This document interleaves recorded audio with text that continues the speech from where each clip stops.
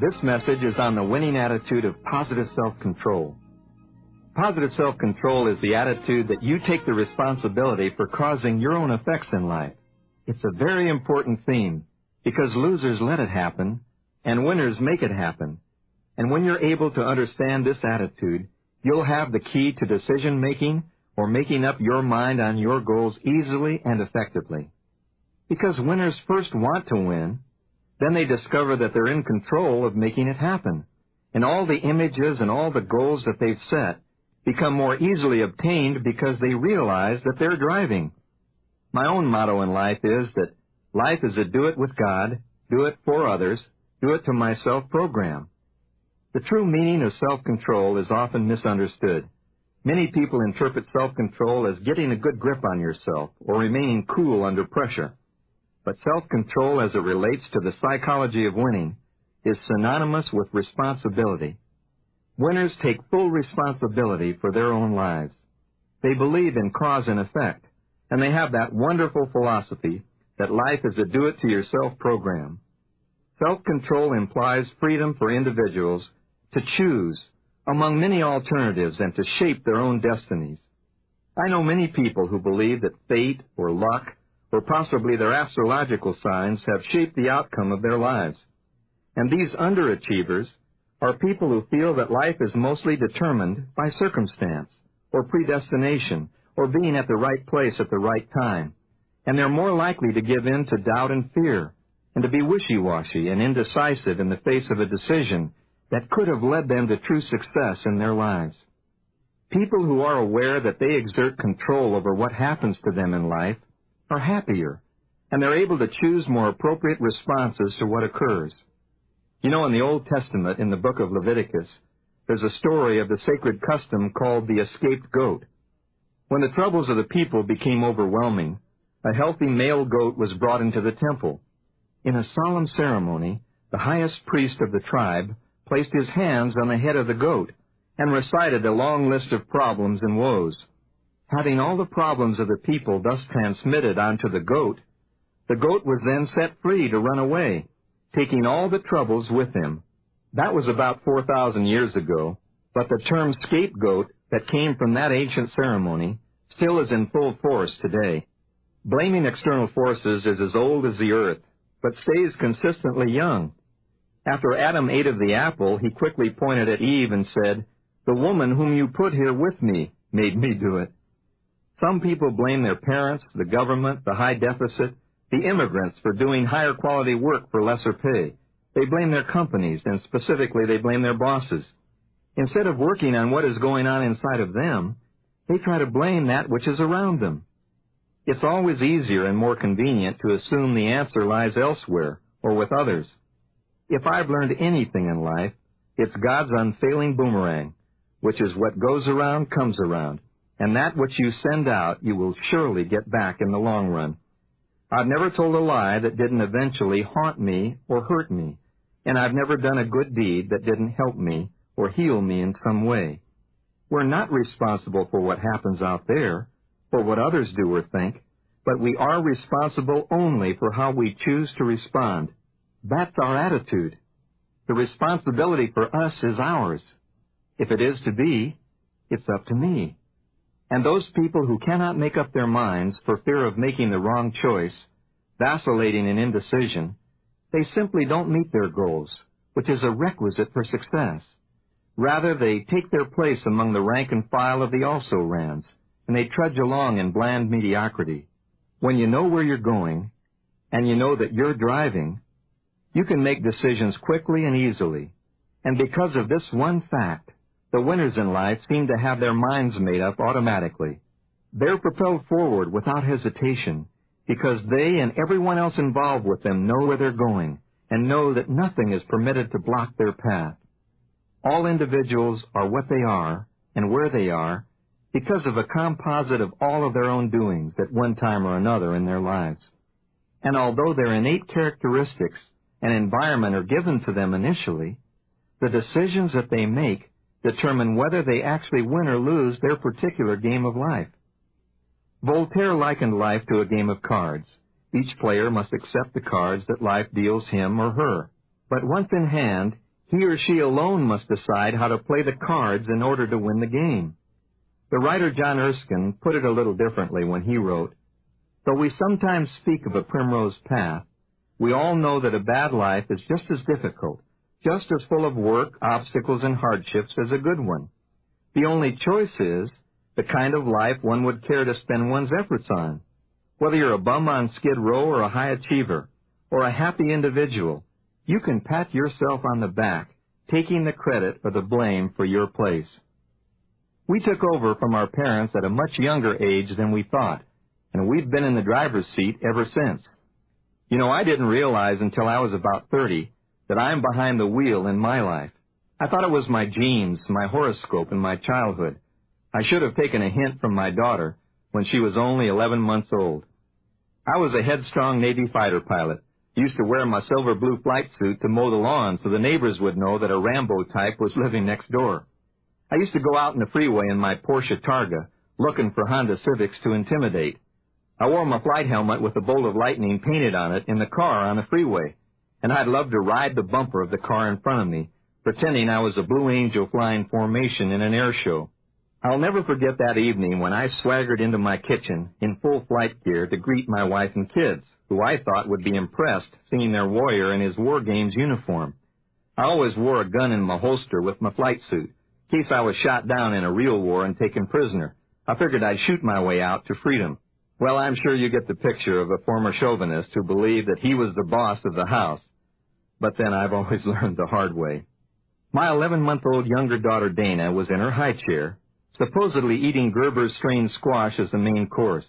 Instead, the squash was in my wife's hair, all over my daughter's bib, and all over the floor. "What's going on in here?" I growled, putting my flight helmet on the table. "It looks like the Vietnam War in here." My wife smiled and said, "She doesn't like Gerber's strained squash, so I'm giving her applesauce for nourishment." I couldn't believe she said that. "Give me that squash," I said. "She eats what we give her. I was raised during the post-Depression years, and we were taught to clean our plate. She eats what we give her. Besides, she doesn't have taste buds yet." I took the squash, telling my wife that I'd take charge and get this simple exercise over with. I told my daughter to open up. Her gums clamped shut. I ate several bites as a role model and made slurping, approving noises. I nearly gagged. It wasn't that great tasting, but I didn't let on. I told my daughter, "It's delicious. Daddy loves it." Her defiant look said it all.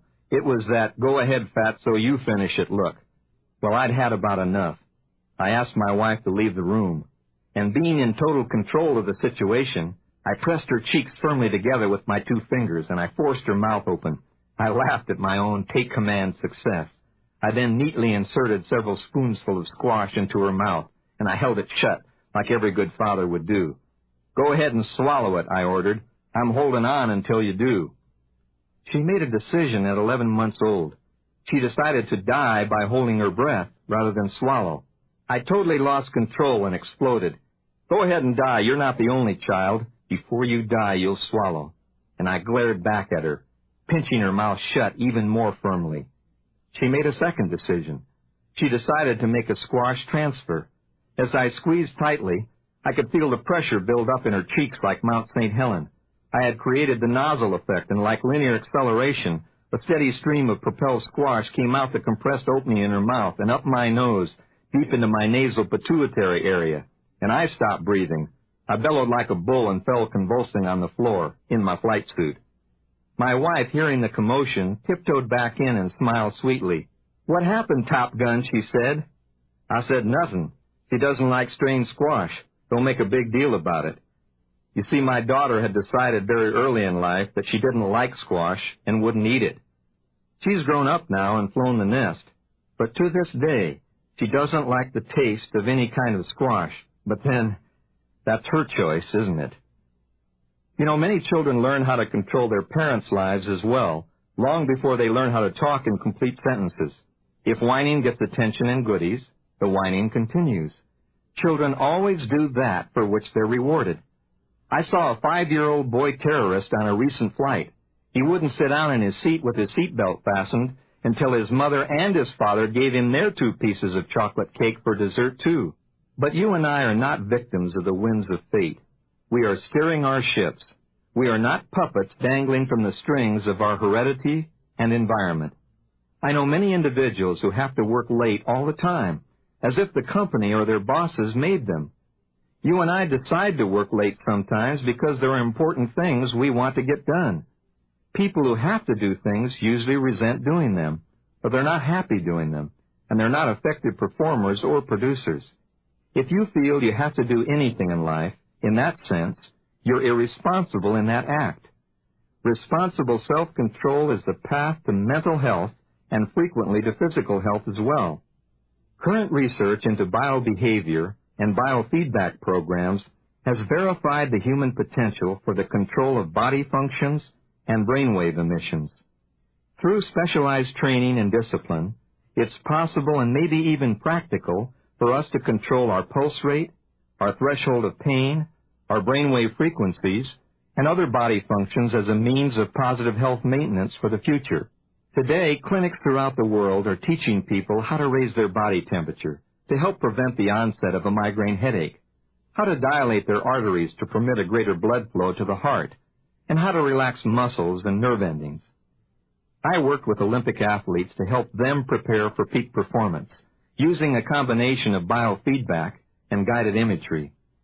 The next generation of astronauts, who will build our permanent space stations and new orbiting cities, they're training their minds to prevent the onset of motion sickness that is common on space flights due to zero-gravity conditions that are present during travel in outer space. You know, you and I exert much more voluntary control over what we thought were involuntary body functions and events in life than we ever imagined. This is known as responsibility psychology, and it fits right in with our own spiritual beliefs and sowing and reaping. It holds that irresponsibility and valuelessness lead to abnormal behavior, neuroses, and mental deterioration. The treatment for individuals suffering from these symptoms includes showing them that they need not be hung up on the past, but are responsible for their present actions as well as their future behavior. When neurotic individuals are helped to assume personal responsibility, the prognosis for recovery is good. So the winning human beings realize that everything in life is volitional. Even being alive is a choice.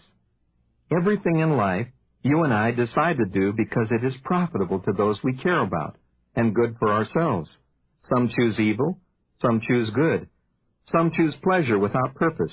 Others choose purpose which brings pleasure and well-being. You don't have to work. You can choose revolving unemployment or handouts. You don't have to pay taxes. You can live in a tax haven or go to prison for tax evasion. You don't even have to fix dinner or have children or even get up in the morning. Many people do none of the above. You decide to do the things you do, not out of compulsion, but because they're beneficial to you and they're the best choices among the alternatives available to help you toward your goals.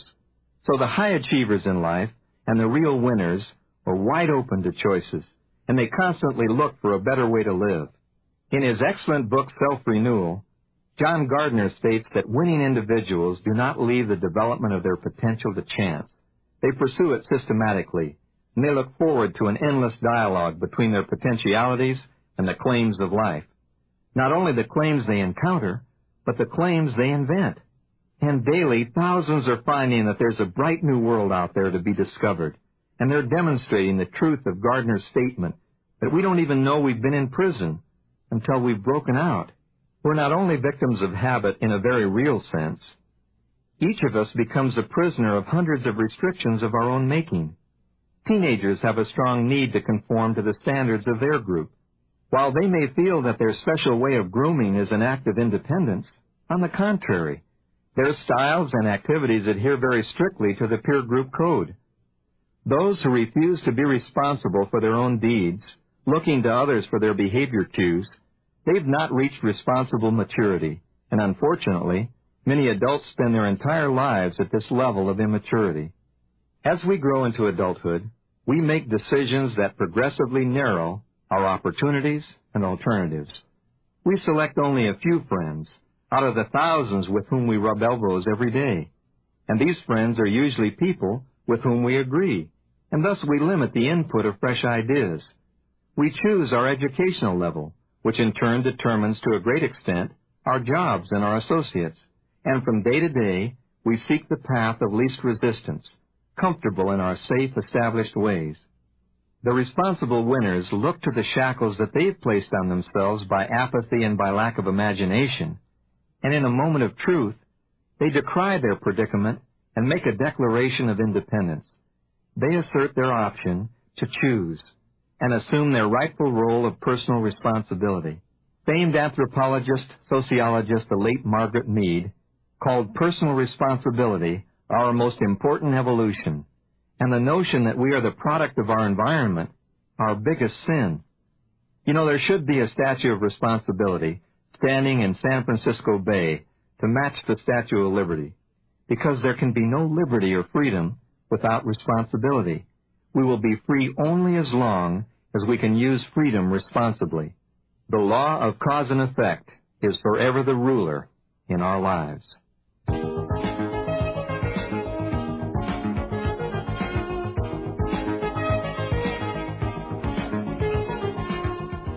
Here are some techniques for developing a winning attitude of positive self-control, because it's so important to realize that you're driving. First, eliminate the words I have to and I can't from your vocabulary. Get rid of them. There's nothing you have to do.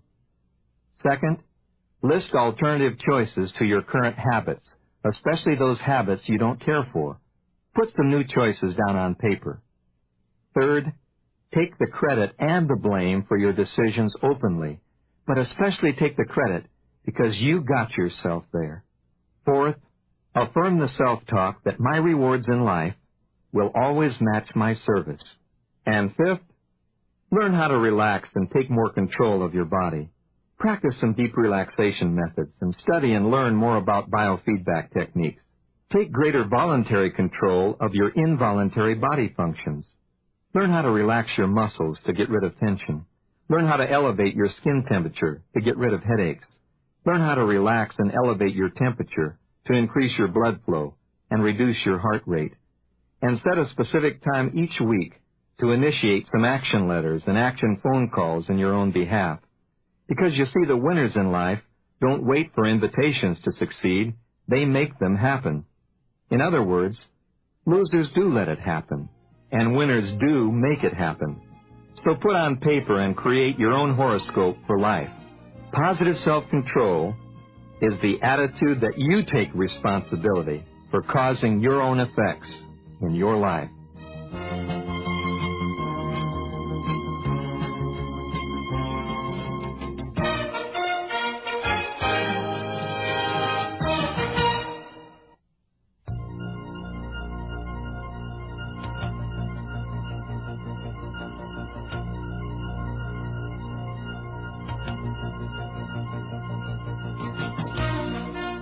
A winning attitude of positive self-control leads to the action quality of positive self-discipline.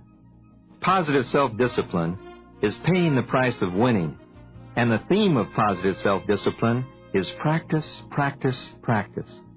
Winners practice positive self-discipline. Self-discipline puts your money where your mouth is. Self-discipline dares you to place a bet on yourself. And self-discipline begins where lip service ends.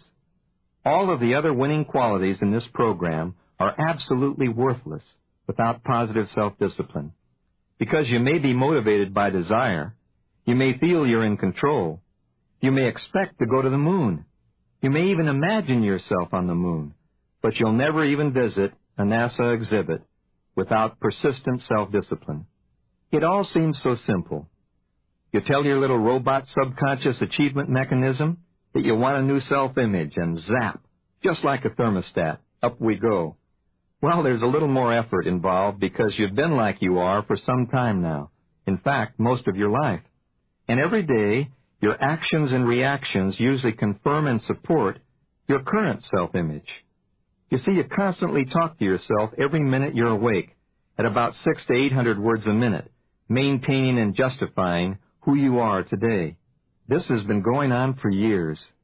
Your little robot has matured into a whole control room full of some very big habits. And habits are the key, because habits start out as offhanded remarks, sometimes magazine ads or friendly hints, experiments, and like flimsy cobwebs with very little substance, They begin to grow, layer upon layer, thought upon thought, fused with imagination and emotion, until they become like unbreakable steel cables to shackle or strengthen our lives. Habits are the attitudes which grow from cobwebs into cables that control your everyday life. The theme of positive self-discipline is make winning your habit. Positive self-discipline alone can make or break a habit. Self-discipline alone can affect a permanent change in your self-image and in you. Many people have defined self-discipline as doing without, but a better definition of self-discipline is doing within when you're doing without, because self-discipline is no more than mental practice, the commitment to memory of those thoughts and emotions that will override current information stored in the subconscious memory bank. And through relentless repetition, these new inputs penetrate into our robot subconscious, resulting in the creation of a new self-image. The art of visualization or mental simulation is not a new concept at all. It's been around since the beginning of time, because individuals have fantasized and acted out their whole life scripts in advance, just like a movie right from the beginning. During the past decade, the art of visualization has become more sophisticated. From a simple concept of positive thinking to a highly technical approach complete with computerized digital and video simulation games and programs. Current research confirms the incredible ability of the mind to achieve the currently dominant thought by instructing the body to carry out the vivid images of performance as if they'd been achieved before and are merely being repeated. One of the major reasons for many individuals failing to reach their goals is that they do not understand, and if they do, they're not willing to exercise the determination and self-discipline of practicing within when they're doing without. The keys to developing new attitudes, habits, and skills are 1, the commitment to memory, usually in a relaxed or meditating environment, those specific visualizations and accompanying emotions that can override current information stored in your subconscious robot. And 2, through relentless repetition, again, and again, the penetration and storage of these new inputs into your robot self-image, resulting in the creation of a brand new self-image about that particular act. True self-discipline is telling yourself over and over with words, pictures, concepts, and emotions that you are winning each important victory now. So the winners practice in and out of the office and on and off the playing field. They learn new information, correct information, and then they visualize it, and they simulate each experience they want to achieve.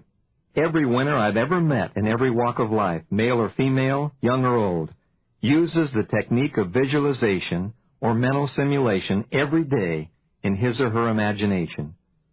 As former chairman of our Olympic sports psychology program, I met a world champion Russian figure skater, and she told me, "You know, Dennis, I rarely fall because I practice each sequence in my imagination at night with my eyes closed, and I could successfully perform my entire routine blindfolded without hesitation." From former Olympic skiing stars like Billy Johnson, Debbie Armstrong, and the Mayer twins, to all of the marvelous European champions, they've all learned that mental simulation is an excellent way to practice skiing and gain confidence. In your mind, close your eyes, feet together, weight properly balanced, correct knee position, down the fall line, navigate the moguls, feel the crisp exhilaration, the wind, the speed, the open freedom of doing it all yourself. For champions, it's the winning edge. For beginners, it's a great way to conquer fear. After all, in your imagination, you never fall. All of the great golfers like Jack Nicklaus and Greg Norman and Pat Bradley and Kathy Baker, every time they miss a shot, they immediately replay it in their imaginations. And tennis greats like Martina Navratilova and Boris Becker, they're simulation masters. You know, some time ago when Jack Nicklaus won the Masters golf tournament in his middle 40s, a veteran jockey was simulating while he watched Nicklaus and his son march up the 18th fairway toward the victory celebration in the coveted green jacket. As he watched the TV coverage, riding legend Willie Shoemaker said to himself, "If Jack Nicklaus can win the Masters at his age, then I can reach inside myself and win the Kentucky Derby one more time at over 50 years of age." The simulation once again came true as old Willie the Shoe stood in the real winner's circle in Louisville on Derby Day. So the winners in life simulate and practice winning. In other words, they take their successes and build on those. They practice as if they were first, even if their challenge is a first for mankind, because it gets to be a habit with them. The astronauts are the best living examples of winning self-discipline. I had the good fortune to study and observe the Apollo moon program astronauts, and I watched the crews playing Let's Pretend We're Going to the Moon. You see, no one had ever done it before. Who other than Jules Verne or Isaac Asimov really dreamed it possible? Astronauts spend years engaged in mental simulation. They practice bobbing up and down in a rubber life raft at sea, responding to the feeling of weightlessness so they'd be experienced in outer space. Then they went to the desert and practiced with a simulated lunar excursion module, as if they were landing it on the surface of the moon. Hour after hour, month after month, year after year, they memorized and simulated the exact theoretical steps with hundreds of critically vital sequences that NASA scientists had imagined and computed would take them safely to the moon and back. And then Neil Armstrong, after 300 practice sessions, took the first step and transmitted his reactions back to Mission Control in Houston. Houston, the Eagle has landed.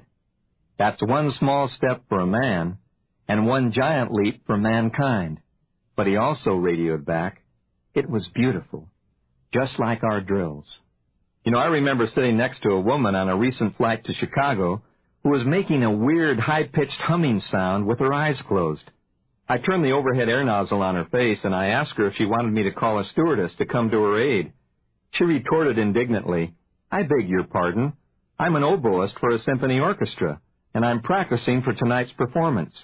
I thought that was weird, but she thought I was weird for interrupting her, and she said, "Now, if you'll excuse me, I'll continue the performance."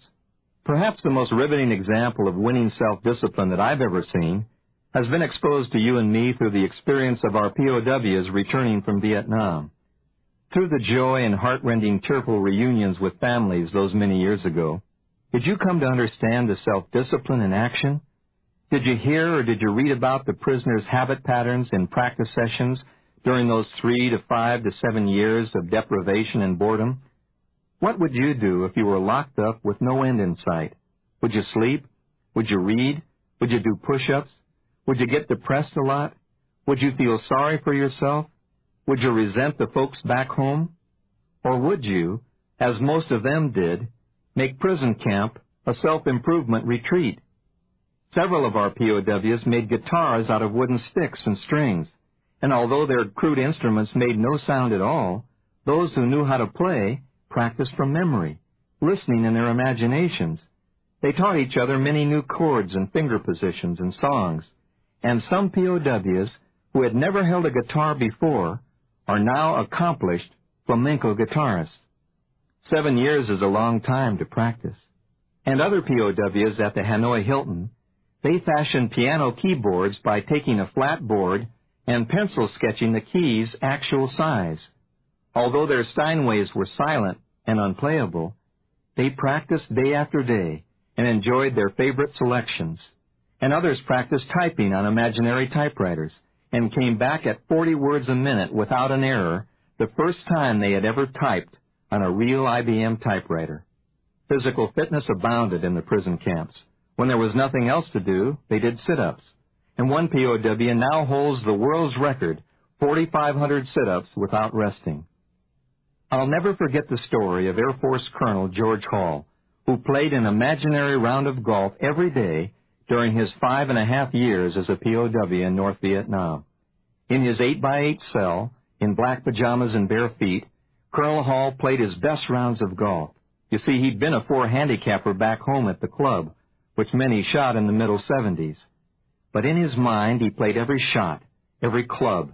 He teed up every ball. He replaced every divot. He pulled out the flag on the green. He studied the break and putted down.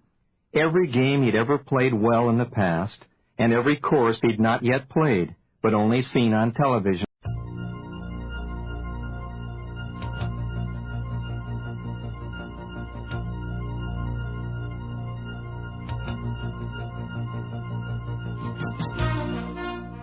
This message is on the winning attitude of positive self-esteem, and self-esteem is the single most important quality of a winning human being.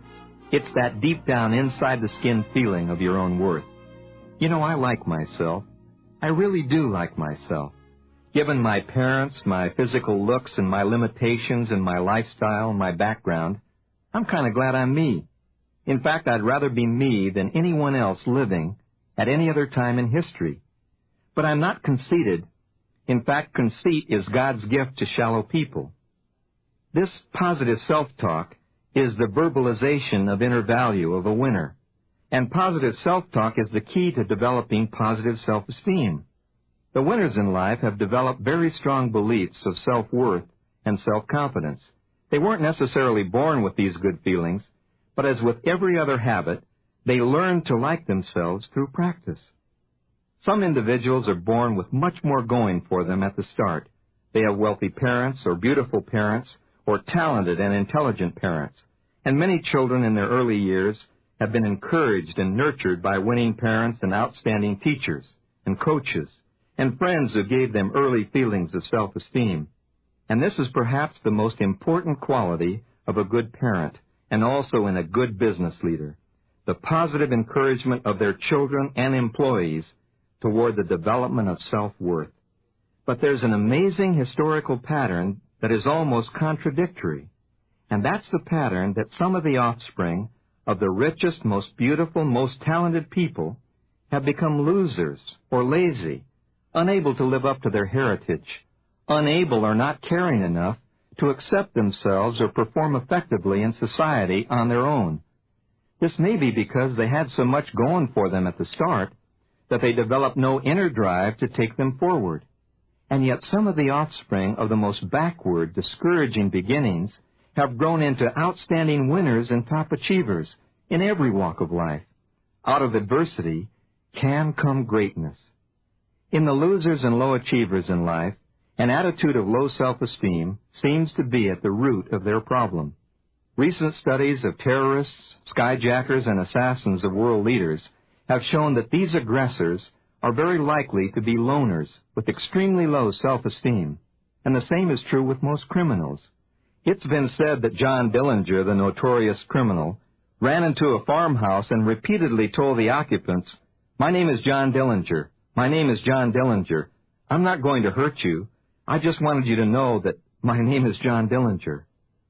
A terrorist with no positive inner values and a fanatic disregard for others, driven by hate instead of love, feels he has to kill important leaders or innocent bystanders to make a media event and feel worthy of attention. What a terrible, pathetic tragedy. And thieves lacking in self-esteem steal others' belongings to make up for their own lack of values and inadequacies. And child abusers and wife beaters, they hide behind an angry mask of aggression to intimidate those vulnerable family members that gives them as bullies a false sense of power. But people like Golda Meir and Madame Curie and Benjamin Franklin and Thomas Edison and Mother Teresa and Jonas Salk all have mentioned early feelings of worth and of their desire to pass their valuable service on to others. The studies of high-performance individuals verify again and again that positive self-esteem is the key ingredient. Studies of business managers and sales personnel attest to the same ingredient. Salespeople who doubt their own self-worth have only temporary success, if they ever even get off the ground. And managers lacking in self-esteem seem to plateau very quickly or become paper shufflers. But the real top producers in business always seem to feel good about themselves because they realize that the measure of success in life is not so much based on the external conditions as it is with the deep-seated belief in one's own worth. Of all of our judgments through life, none is more important than the estimate we place on ourselves, according to our own internal standards. To develop an even higher degree of positive self-esteem, winners learn to understand that self-development is a lifetime program. As we were growing up, many of us played an inferior role to the adults in our lives. We were told what to do and what not to do. We were constantly reminded of our shortcomings, and we were told, don't always interrupt, and children should be seen and not heard. You're not old enough to do that. Here, let Dad show you how it's done. This bombardment can take its toll and can grow into the troubled teens and the generation gap if it's practiced continually. The low achievers in life seem to water and cultivate the early seeds of inferior feelings with their own imaginations, and they develop strong, prickly weeds which stick and irritate them for many years to come. You know, I've read about a native tribe in South America whose people have been dying prematurely of a strange malady for many generations. It was finally discovered that the disease was caused by the bite of an insect, which lives in the walls of their adobe homes. The natives have several possible solutions. They can destroy the insects with an insecticide. They can destroy and rebuild their homes. They can move to another area where there are no such insects. Or they can continue to live and die early, just as they have done for generations. And you know, they've chosen to remain as they are and die early. They've taken the path of no change and least resistance. And many people in life have a similar attitude about personal development. On the one hand, they know that learning brings about change, but on the other hand, they seem to resist change. They know that many people have overcome great obstacles to become great, but they can't imagine it happening to them. And so they resign themselves to be the also-rans in life, wishing and envying away their lives. These low achievers learn the habit of concentrating on their failures and all the negative events in their lives, with self-talk that seems to reinforce this losing cycle. Because they're controlled by external standards that have been set by others, they often set their sights too high to begin with, and as they fail to reach their goals again and again, these failures become set in their subconscious self-images as actual targets and real goals of their own. This explains why so many well-meaning people have what I like to call permanent potential. In other words, they almost succeed over and over again, having only temporary or fleeting success, which fails to materialize into any solid lifestyle at all. It's also interesting to note that the blowhards in life, the ones who yell the loudest for service and try to get your attention, are really calling for help because of low self-esteem. What they're really shouting is, "Help! Look at me, please." There's also a growing tendency today among many individuals to display an array of expensive possessions and outward trappings of affluence. This concentration on status symbols is more likely to say to others that the owner is actually lacking in self-esteem, rather than the fact that he's rich. It's possible that only those with a strong sense of self-worth can afford to display a modest image to the community, and they usually do. But there's another side to modesty. Humility is serving others with value. Humiliation is when you tear yourself down in the process. Many people are prevented from using their talents because they live under the mistaken belief that it's wrong to be competitive, even as a means of testing their inner abilities and develop skills. They've become fanatic in their cry that it's wrong to be rich. They have the notion that it's noble to be poor, and that poverty leads to spiritual purity. They rationalize from the scriptures that money is the root of all evil, not realizing that they're misquoting the timeless wisdom, that the love of money is the root of all evil.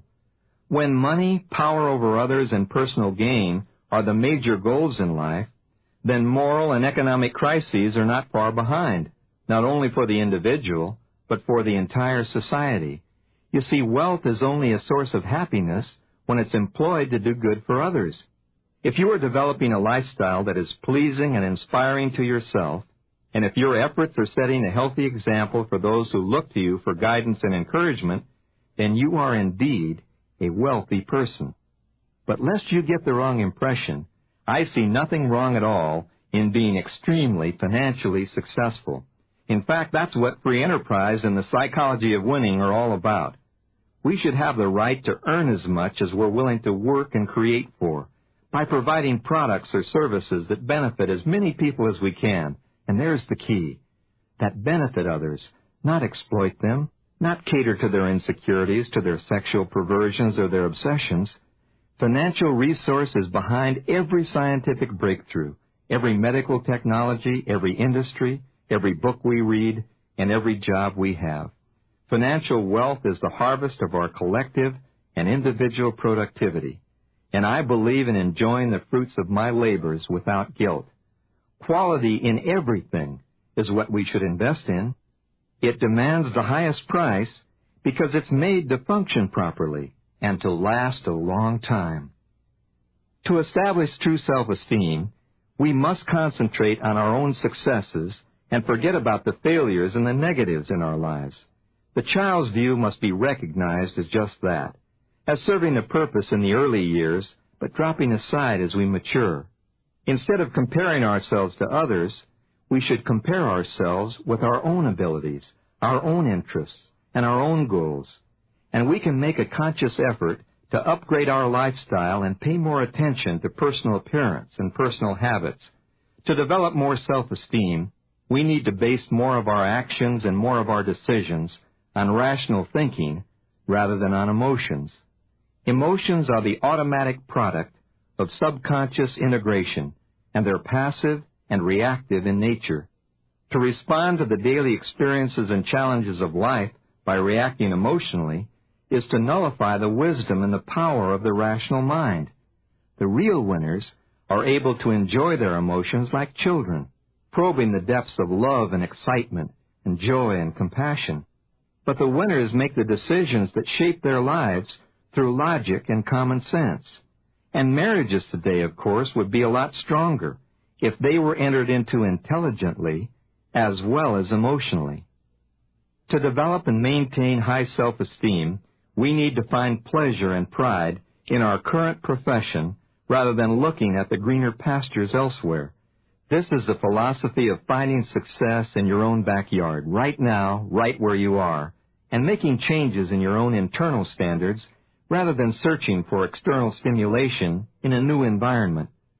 Although we're always seeking improvement, the real winners with positive self-esteem accept themselves just as they are at this moment. Since the perfect human being has not been discovered, we all need to live with our hang-ups and our idiosyncrasies until they can be ironed out. One of the most important qualities in successful dynamic living is that of self-acceptance, the willingness to be oneself and to live one's life as it's unfolding, accepting all the responsibility for the ultimate outcome.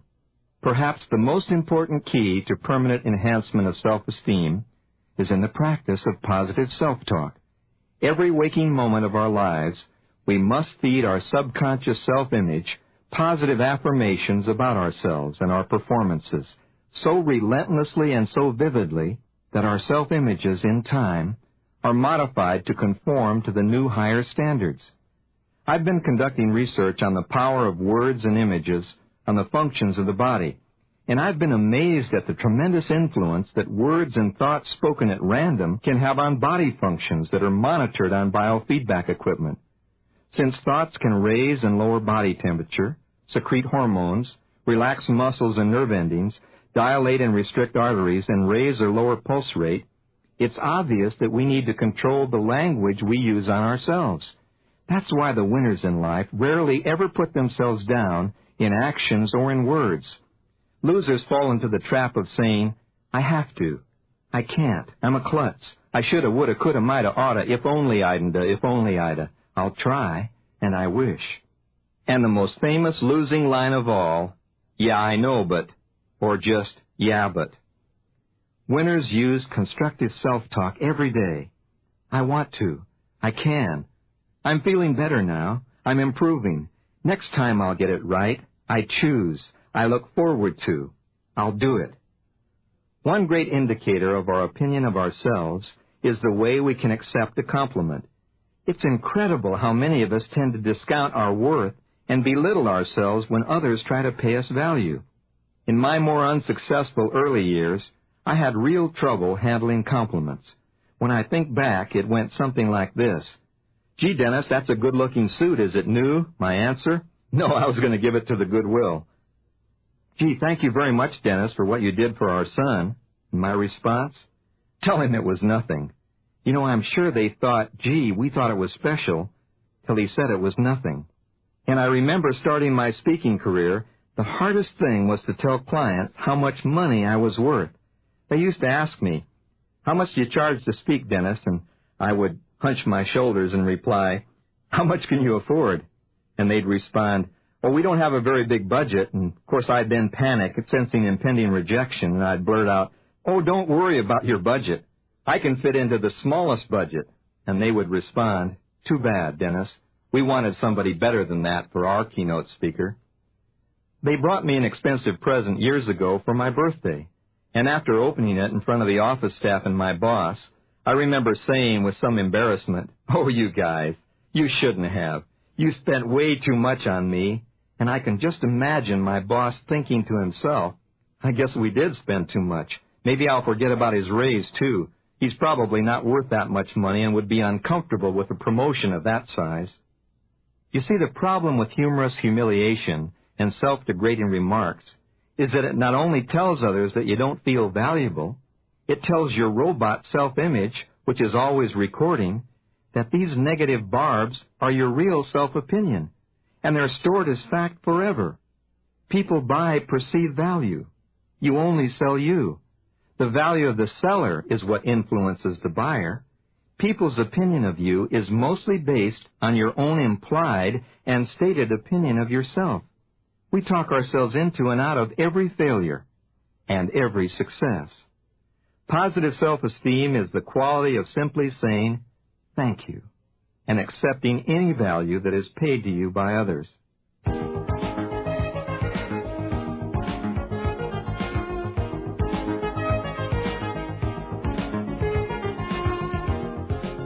Now let's review a few basic reminders that will keep your self-esteem up in the winning cycle. First, keep your self-talk affirmative in your business and at home.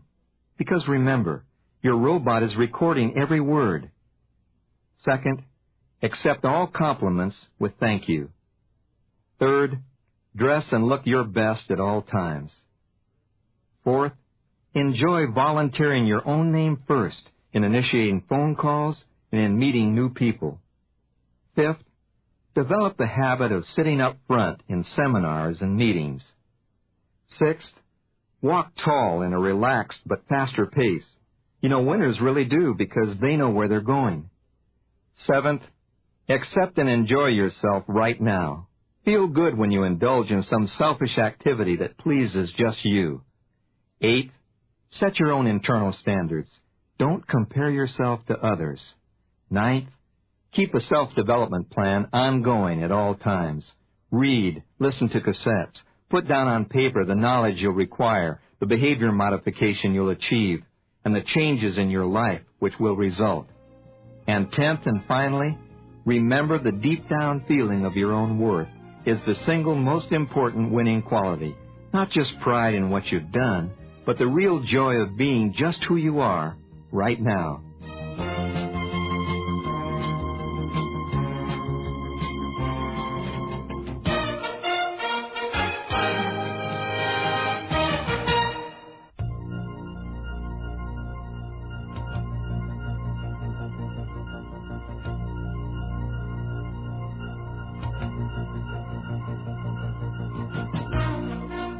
This message is on the action quality of positive self-dimension.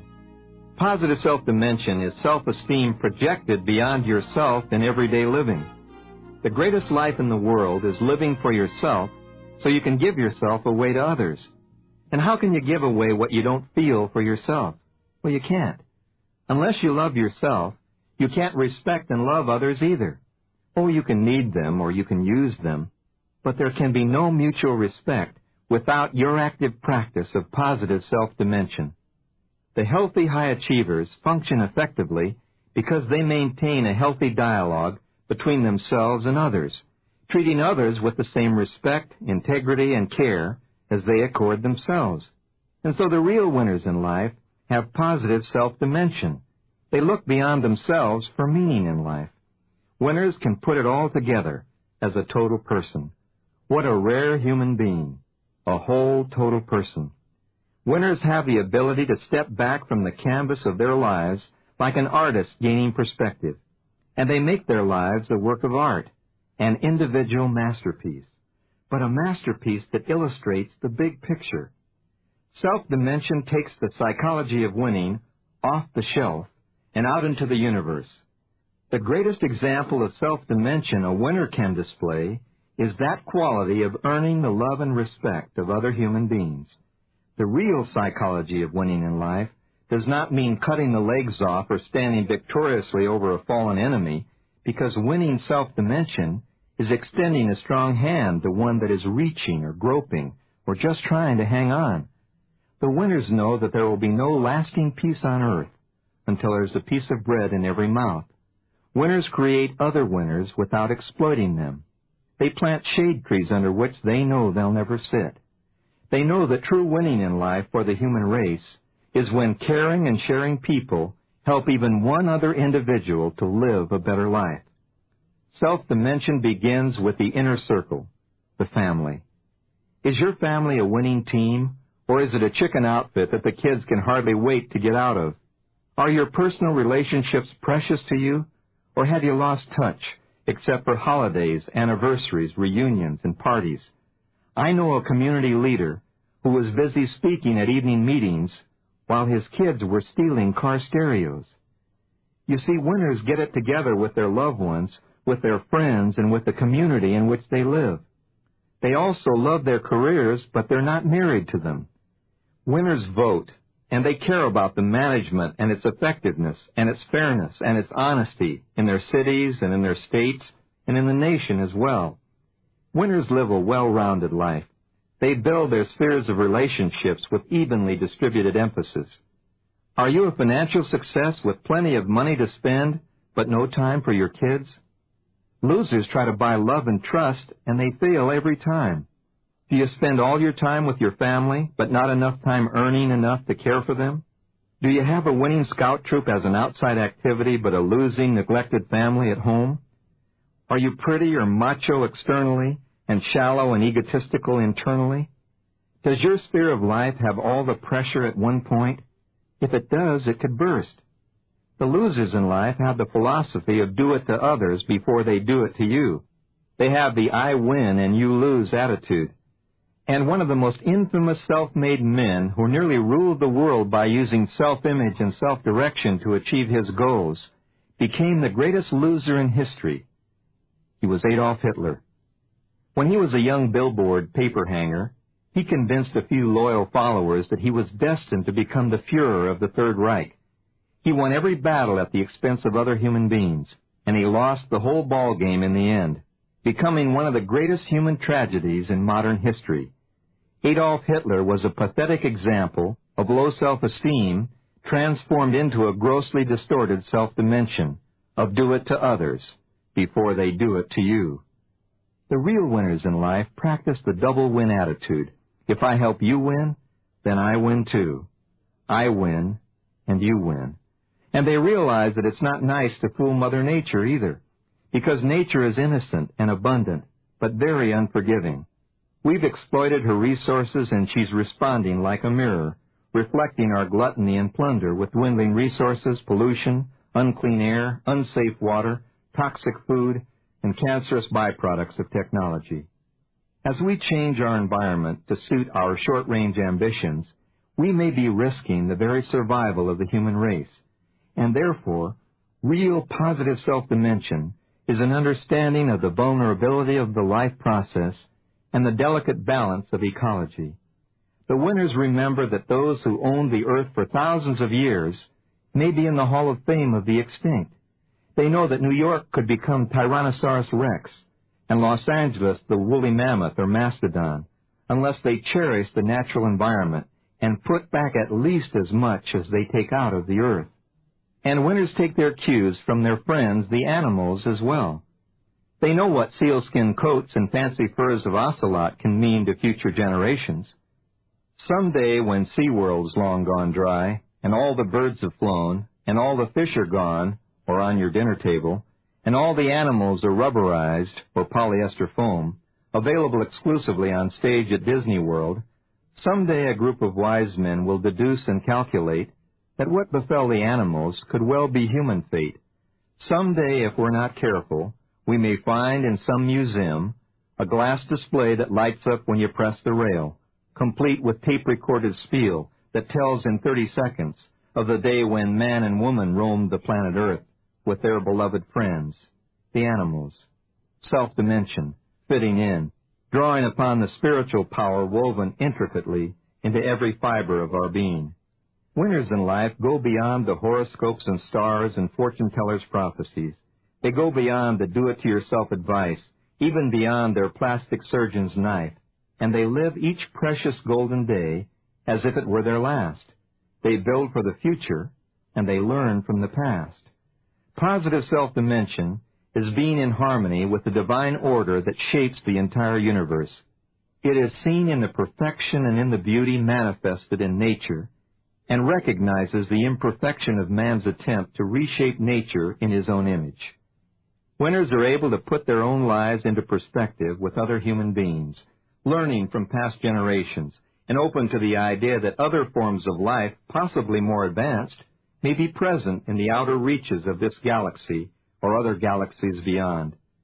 Winners with their positive self-dimension, most importantly, have a keen awareness of the value of time, which once spent is gone from their lives forever. Winners seem to understand the concept which I call close encounters of the fourth kind. Close encounters of the fourth kind have nothing to do with UFOs or Star Wars. The fourth dimension is time, and time is forever the ultimate ruler in each of our own lives. When we were children, time stood still. It took forever for Christmas and summer vacation to arrive. Our 21st birthday was always way out in the future, and then it came and went. A close encounter of the fourth kind is a life experience in which you come face to face with the reality that there are no timeouts, no substitutions, no replays. That it's not a rehearsal or a practice game, but it's truly the Super Bowl, World Cup, or big game every day. And this is not merely a cliche with the winner. It's a sobering understanding that the clock never stops. Your encounter may be a near miss on the freeway. It could be the loss of a close friend or a serious illness in the family, or something as simple as a high school or college reunion, or an encounter with an old family photo album, or even a new look at yourself in your own bathroom mirror. I went to my 30th high school reunion not too long ago, and it was a sobering experience. If you haven't been to your own 20th or 30th high school reunion, don't go. They're close encounters of the worst kind. You'll see old people who claim to be your classmates. The cheerleaders look like the refrigerettes. The most likely to succeed didn't. The curly-headed guy in my English class is as bald as Marvelous Marvin Hagler or Telly Savalas. The shy girl in my speech class is a trial attorney. The guy who was afraid of heights is an astronaut. It just doesn't compute anymore. All my old friends had to look at my name tag with their reading glasses on, and they still couldn't put the name with the face. I told them all I travel a lot and get jet advance instead of jet lag. Winners learn from each of these close encounters.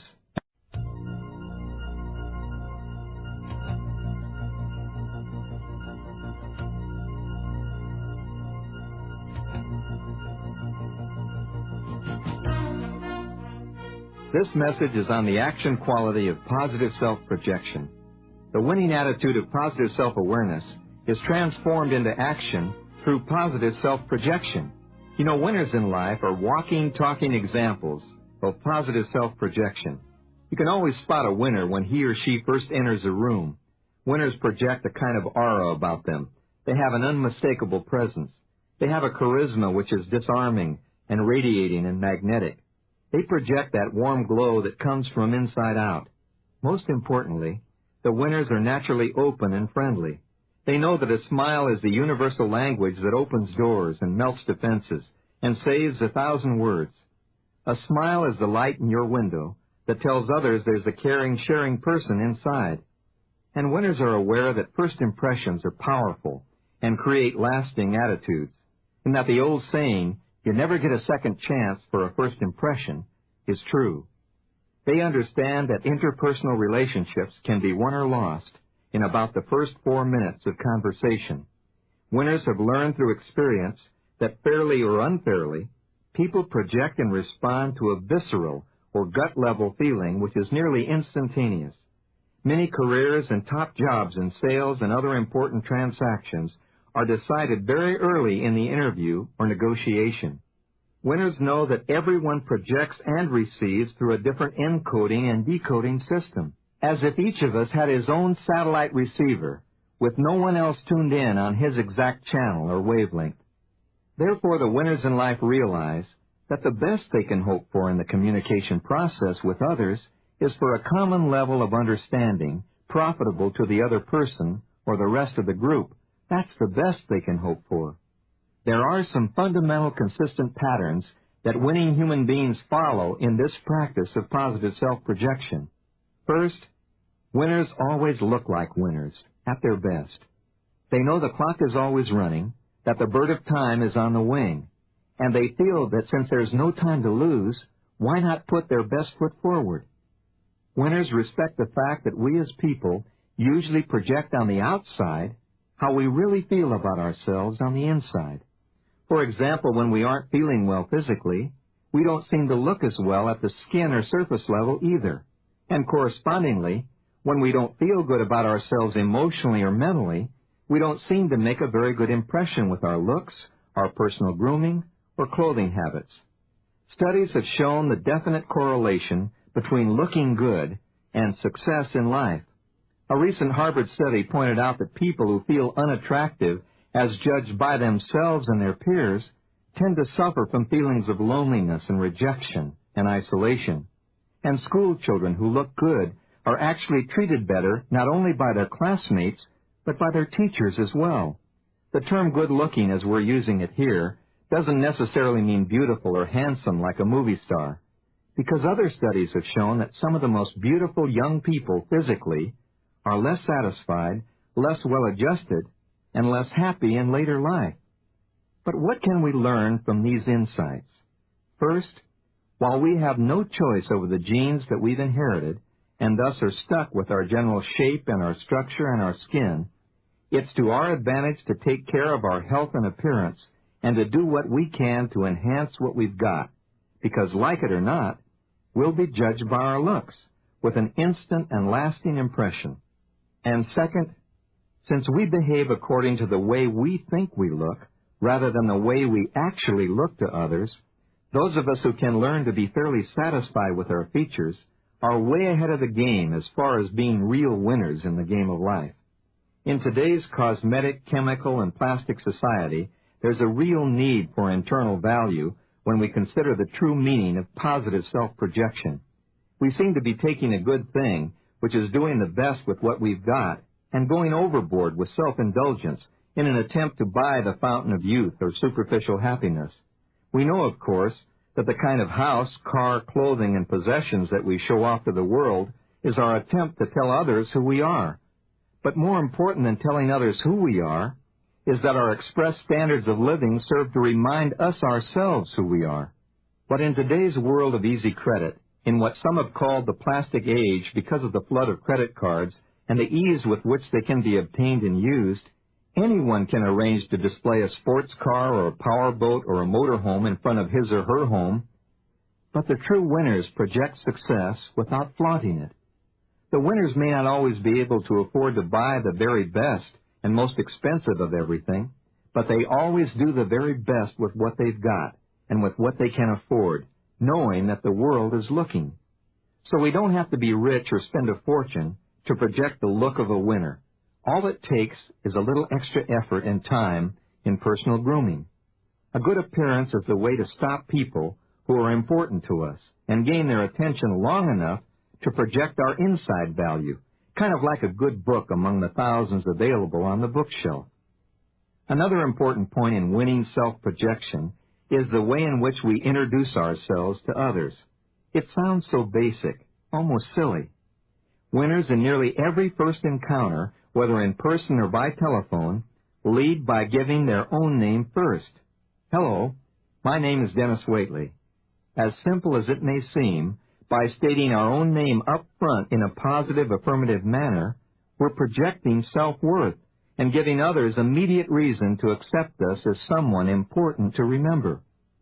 Winners get in touch by extending their hand first, knowing it's a time-proven way of paying value and respect to others. And along with the warm handshake, winners use direct eye contact and a warm, open smile to project interest in communication. Nothing marks the loser so clearly as shifty, wandering eyes, unable to look straight into our own, but looking down in a way as if to say, I can't be straightforward with you because it's too uncomfortable. And nothing marks a winner so clearly as a relaxed smile and a face that volunteers his or her own name and enjoys it while extending his or her hand to yours and looking directly into your eyes. Winners learn the art of projecting themselves through active listening. Once they introduce themselves, they become the listeners. They know that listeners learn a great deal, while talkers learn nothing. That's why we have 2 eyes, 2 ears, and only 1 mouth, so we can observe and listen more than we talk. And winners ask questions when they do speak. They draw the other person out. They ask for examples. They ask for feedback. They ask others to put it in other words, and they feedback what others have said for clarity and understanding. Winners know that paying value to others is the greatest communication skill of all. Earl Nightingale, one of the greatest self-development philosophers of our time, calls this unique skill the I'll make them glad they talk with me attitude. This is a great idea that's so simple it's almost deceptive. We have to examine it carefully to understand how it works and why. I'll make them glad they talk with me is an attitude that can become a whole way of life when winners face a prospect or an adversary or a potential friend. When they pick up a telephone, their attitude is service-oriented and not self-oriented. Their concern is for the other person and not themselves. When we have someone else's interest at heart, not just our own, the other person can sense it. They may not be able to put it into words just why they feel that way, but they do. On the other hand, people get an uneasy feeling when they talk with a person who has only his or her own interest in mind and not theirs. There's an excellent reason why we get these feelings about people. It's known as nonverbal communication. It's the old business of who you are speaks so loudly, I can't hear what you're saying. And it's tremendously important to all of us in self-projection. We communicate by means of some 700,000 nonverbal signals. Now, when we consider the limited vocabulary of the average person, it's easy to understand why nonverbal communication has more effect than most of us had ever realized. People, whether they know it or not, telegraph their intentions and feelings. Whatever goes on the inside seems to show on the outside. We receive most of these nonverbal communications below the conscious level of thinking. Our subconscious robot-like minds evaluate them and then serve them up to us as feelings based on our past experience. When we adopt the I'll make them glad they talk with me attitude, this idea of helping the other people solve their problem, we have their interest at heart. Then the feelings they receive agree with what they hear us say, and the climate is just right for all of us to benefit. Everybody wins with this attitude. So winners listen to the whole person. They observe body language, realizing that folded or crossed arms sometimes means a defensive or introverted listener. They understand that hands on the hips or active gesturing can mean an aggressive attitude. And winners watch the eyes, which can look down or away in self-consciousness or guilt, or which can flare or pinpoint in surprise or anger. Winners listen to the extraverbal messages too, the tone of voice, the tremor, the nervous laugh. The winners in business and personal relationships and in marriage take 100% of the responsibility for success in the communication process. In other words, winners never meet you halfway or go 50-50. As listeners, winners take 100% of the responsibility for hearing what you mean, and as talkers, winners take 100% of the responsibility for being certain that you understand what they're saying. By giving examples, by asking you for feedback, by putting what they say in different words, they can make it easy for you to gain the true intent of their communication. And winners use the KISS formula. KISS in communications means keep it straightforward and simple. Winners project in clear, concise, simple language, and they use words and examples that don't evoke a double meaning or a hidden agenda. And last and most importantly, winners in life project constructive, supportive ideas. They're neither cynical nor critical. Winners accept another viewpoint as being valid even if it is diametrically opposed to their own beliefs. A winner says, "You know, I appreciate and understand your position. However, I may feel differently, and if so, I'd like to tell you why my position may be different from your own." When Will Rogers said, "You know, I never met a man I didn't like," I'm sure he didn't mean that he approved of all the traits and characteristics of every man he met, but he always found something he could admire in everyone, because he knew that we get back from people what we give them. If we want to be loved, we must first be lovable in our self-projection. Think back to the people who've had the most influence on you. You'll likely find that they were people who really cared about you, your parents, or a good teacher, a business associate, a good friend, someone who really was interested in you.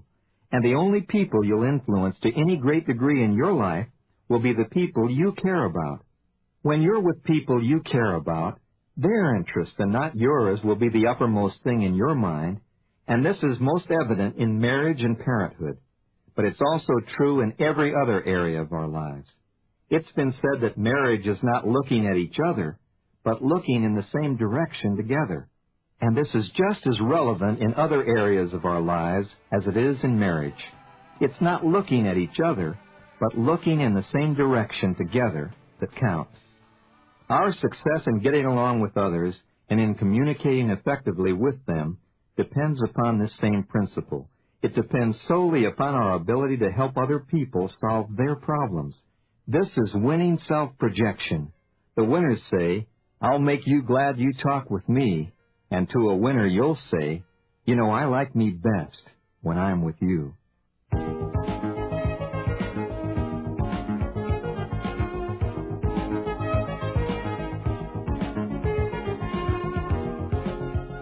The true psychology of winning is gained in projecting the 10 qualities of the total winner. Number 1, project an attitude of positive self-expectancy. Be optimistic and enthusiastic about yourself. Remember the basis for psychosomatic health, that life is a self-fulfilling prophecy, and that the body manifests what the mind harbors. Look at problems as opportunities. Since you usually get what you expect in life, expect the best for you. Number 2, project that action quality of positive self-motivation. Remember that since you become what you think about most, that you're moving constantly in the direction of your currently dominant thoughts. Remember that lasting change is based upon a burning desire that has been internalized by you into an inner commitment. Since fear and desire are the two most powerful motivators in our everyday lives, go for the rewards of success, and don't try to go away from the penalties of failure. You become permanently slim, not by trying to think of losing weight, but by thinking thin and moving toward your desired weight. In business, project what you want. Don't point out what you don't want to happen. Number 3, project the winning attitude of a positive self-image. Realize once and for all that your imagined self is either your life's achieving mechanism or your self-limiting handicap. Your self-image is like a thermostat or a robot autopilot. Change the setting of the image, and your behavior or performance will automatically seek the level you've set. Your self-image can't distinguish right from wrong or truth from fantasy. So see the image of that person you'd most like to become, and remember that imagination really does rule your world. Number 4, project your self-image into specific goals with an action plan of positive self-direction. Consider the real power of purpose. Set lifetime goals, as soon as possible goals, time priority goals, and concentrate on your most important daily goals. Write them down. No distraction. Check them off. Set them incrementally, just out of reach, but not out of sight. Number 5, project the winning attitude of positive self-control. Winners make it happen, while losers let it happen. Take full responsibility for causing your own good effects. Make the decisions, and exercise the choices that are open to you. And 6, project your self-control in the action quality of positive self-discipline. Remember that habits start like cobwebs, as flimsy notions at first, and then with practice become like unbreakable cables to shackle or strengthen our lives. Practice winning every single day. Simulate the correct information to win with relentless inner visualization over and over again. Practice within when you're doing without.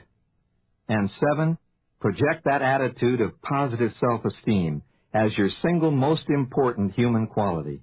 Get that deep down inside the skin feeling of your own worth. Use positive self-talk every day. Learn to accept every compliment with a simple thank you, and accept yourself as a changing, growing, deserving human being.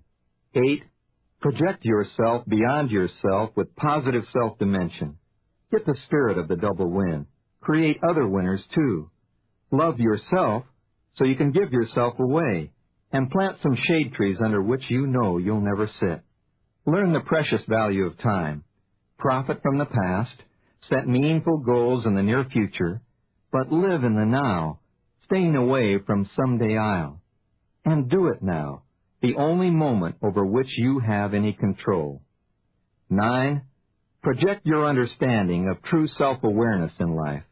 Tune in on all the abundance in your arenas. Recognize your unlimited potential. Be honest with yourself and with others too, and walk in another Indian's moccasins for a mile before you pass judgment on him or her. And 10, and finally, project yourself with winning communication to others. Take 100% of the responsibility for sending and receiving. Listen to the whole person. Make others say, you know, I'm glad I talk with you, and I like me best when I'm with you. So look your best at all times, and project your best self at all times. Become a total winner by putting yourself together as a total person. Remember, this is not a scrimmage. It's not a drill. There's no replay, because the psychology of winning is a way of life. It's playing the game to win, and it's got to be your Olympic competition every single day.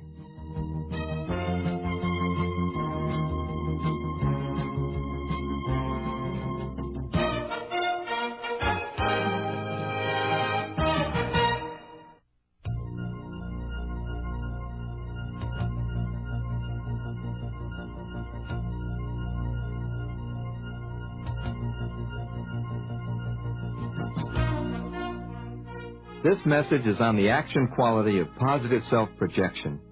The winning attitude of positive self-awareness is transformed into action through positive self-projection. You know, winners in life are walking, talking examples of positive self-projection.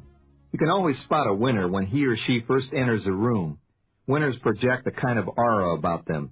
They have an unmistakable presence. They have a charisma which is disarming and radiating and magnetic. They project that warm glow that comes from inside out. Most importantly, the winners are naturally open and friendly. They know that a smile is the universal language that opens doors and melts defenses and saves 1,000 words.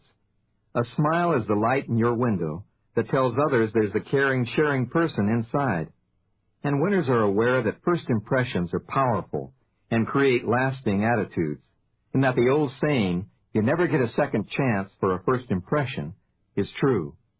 They understand that interpersonal relationships can be won or lost in about the first 4 minutes of conversation. Winners have learned through experience that fairly or unfairly, people project and respond to a visceral or gut-level feeling which is nearly instantaneous. Many careers and top jobs in sales and other important transactions are decided very early in the interview or negotiation. Winners know that everyone projects and receives through a different encoding and decoding system, as if each of us had his own satellite receiver, with no one else tuned in on his exact channel or wavelength.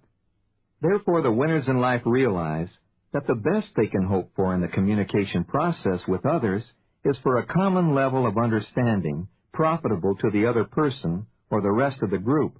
That's the best they can hope for. There are some fundamental consistent patterns that winning human beings follow in this practice of positive self-projection. First, winners always look like winners, at their best. They know the clock is always running, that the bird of time is on the wing, and they feel that since there's no time to lose, why not put their best foot forward? Winners respect the fact that we as people usually project on the outside how we really feel about ourselves on the inside. For example, when we aren't feeling well physically, we don't seem to look as well at the skin or surface level either.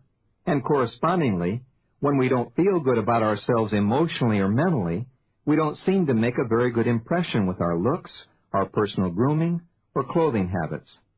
Studies have shown the definite correlation between looking good and success in life.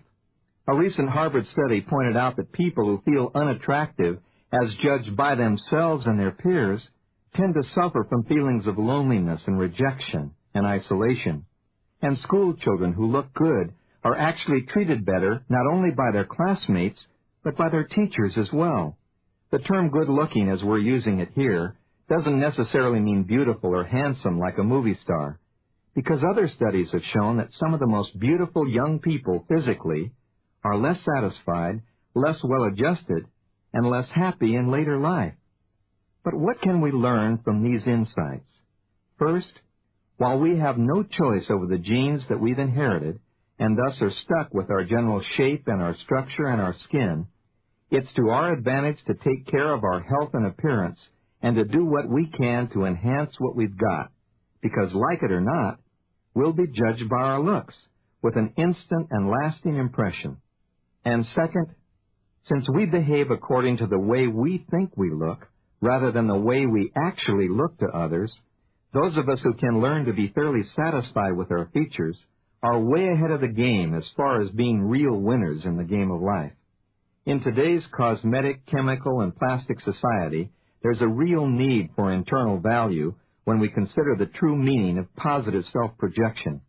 We seem to be taking a good thing, which is doing the best with what we've got, and going overboard with self-indulgence in an attempt to buy the fountain of youth or superficial happiness.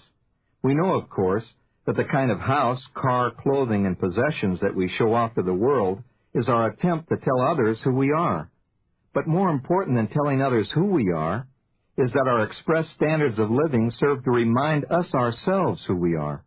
But in today's world of easy credit, in what some have called the plastic age because of the flood of credit cards and the ease with which they can be obtained and used, anyone can arrange to display a sports car or a powerboat or a motorhome in front of his or her home. But the true winners project success without flaunting it.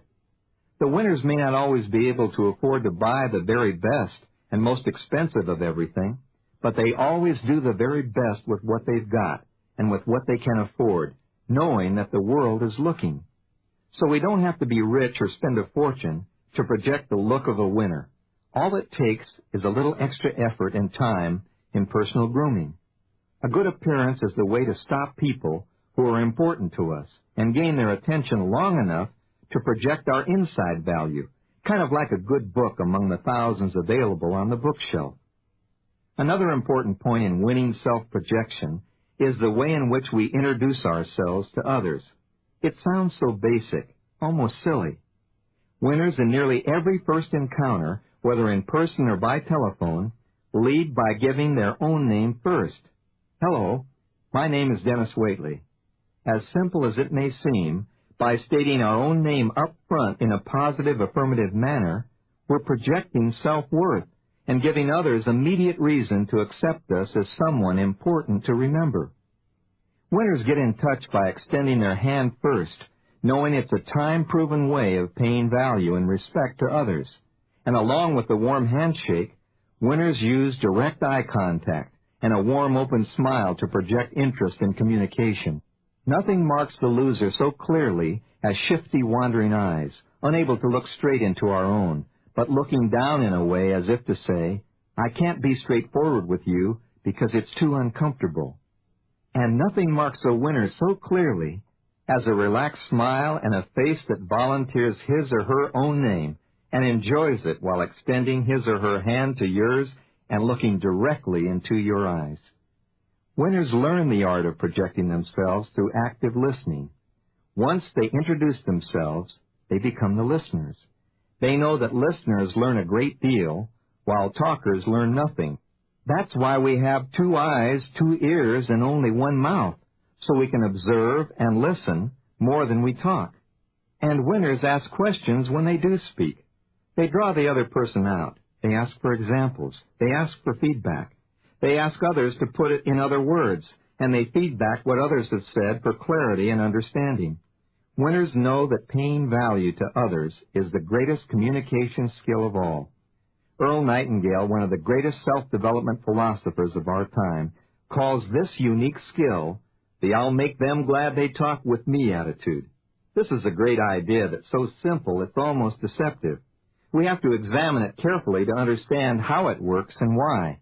"I'll make them glad they talk with me" is an attitude that can become a whole way of life when winners face a prospect or an adversary or a potential friend.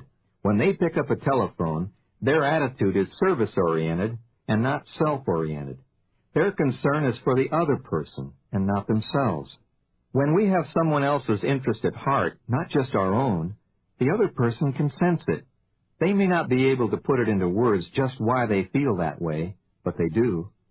On the other hand, people get an uneasy feeling when they talk with a person who has only his or her own interest in mind, and not theirs. There's an excellent reason why we get these feelings about people. It's known as nonverbal communication. It's the old business of who you are speaks so loudly, I can't hear what you're saying. And it's tremendously important to all of us in self-projection. We communicate by means of some 700,000 nonverbal signals. Now, when we consider the limited vocabulary of the average person, it's easy to understand why nonverbal communication has more effect than most of us had ever realized. People, whether they know it or not, telegraph their intentions and feelings. Whatever goes on the inside seems to show on the outside. We receive most of these nonverbal communications below the conscious level of thinking. Our subconscious robot-like minds evaluate them and then serve them up to us as feelings based on our past experience. When we adopt the "I'll make them glad they talk with me" attitude, this idea of helping the other people solve their problem, we have their interest at heart. Then the feelings they receive agree with what they hear us say, and the climate is just right for all of us to benefit. Everybody wins with this attitude. So winners listen to the whole person. They observe body language, realizing that folded or crossed arms sometimes means a defensive or introverted listener. They understand that hands on the hips or active gesturing can mean an aggressive attitude. And winners watch the eyes, which can look down or away in self-consciousness or guilt, or which can flare or pinpoint in surprise or anger.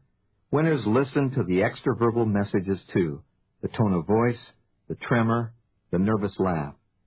The winners in business and personal relationships and in marriage take 100% of the responsibility for success in the communication process. In other words, winners never meet you halfway or go 50-50. As listeners, winners take 100% of the responsibility for hearing what you mean, and as talkers, winners take 100% of the responsibility for being certain that you understand what they're saying. By giving examples, by asking you for feedback, by putting what they say in different words, they can make it easy for you to gain the true intent of their communication. And winners use the KISS formula. KISS in communications means keep it straightforward and simple. Winners project in clear, concise, simple language, and they use words and examples that don't evoke a double meaning or a hidden agenda. And last and most importantly, winners in life project constructive, supportive ideas. They're neither cynical nor critical. Winners accept another viewpoint as being valid even if it is diametrically opposed to their own beliefs. A winner says, I appreciate and understand your position. However, I may feel differently, and if so, I'd like to tell you why my position may be different from your own." When Will Rogers said, "I never met a man I didn't like," I'm sure he didn't mean that he approved of all the traits and characteristics of every man he met, but he always found something he could admire in everyone, because he knew that we get back from people what we give them. If we want to be loved, we must first be lovable in our self-projection. Think back to the people who've had the most influence on you. You'll likely find that they were people who really cared about you, your parents, or a good teacher, a business associate, a good friend, someone who really was interested in you. And the only people you'll influence to any great degree in your life will be the people you care about. When you're with people you care about, their interests and not yours.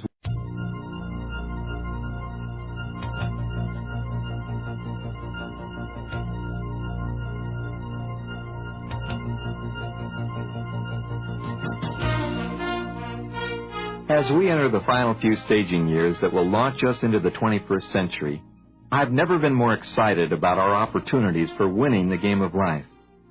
Winning in the 21st century will feature champions of cooperation rather than champions of competition. It's painfully true that strong national strength and defense considerations will continue, and these to prevent intimidation by dictatorships and terrorists, to assure access to world communication and transportation routes, and vital strategic resources. However, the survival of the fittest philosophy will give way to the survival of the wisest philosophy, and that's one of understanding and reason and mutual benefit agreements among all the nations of the world. Why then my unbounding optimism in the face of all this international and domestic turmoil? Well, the answer is simple. We must help each other win right now. Our very survival as a society depends upon it. There's no other option.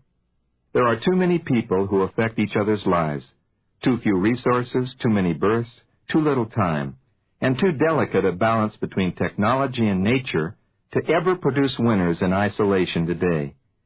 We as individuals are a vital but single organ of a larger body of human beings in the world.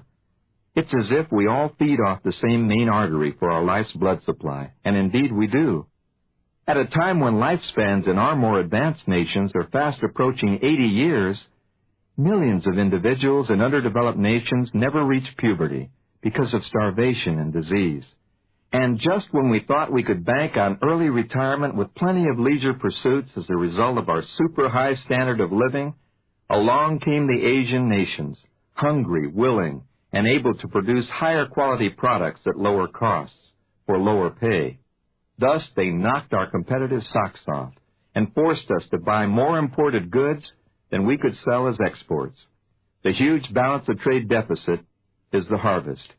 And this means that we in the West will have to work longer, harder, smarter, better, and for less money.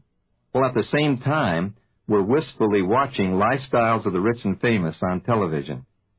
To put the problem and the opportunity in clear perspective, interdependence has replaced independence. You see, we can't win or even survive very long anymore unless we cooperate with one another. And there are three basic reasons for this. You've got to fully understand them and pass them along to your family members and to your business associates. First, there's a widening gap between the technological advanced nations and those that cannot and will never be able to keep pace. This means that more and more people will have to be helped aboard a wagon pulled into the future by fewer and fewer high achievers. Second, there are rising expectations among developing nations, especially in the Asian countries. These expectations provide these nations the motivation and the incentives to outproduce us and gain a significantly bigger share of the standard of living pie. And third, we live in a shrinking fishbowl of a world, in the sense that instant satellite communications and supersonic and soon hypersonic travel will bring all the major cities of the world within a 3-hour commuting range. This will place the have-not peoples and the have peoples together, rubbing elbows on a daily basis. The economic and lifestyle imbalances will become even more visible, and the risk of terrorist-provoked nuclear blackmail will be greatly increased. The answer, of course, is winning teamwork, and it will work. The stage is set. If we help the underdeveloped nations and ourselves win, then we all win. We either win together or we lose together. Many intellectuals believe the idea of peaceful cooperation throughout the world to be a Pollyanna vision seen through rose-colored glasses.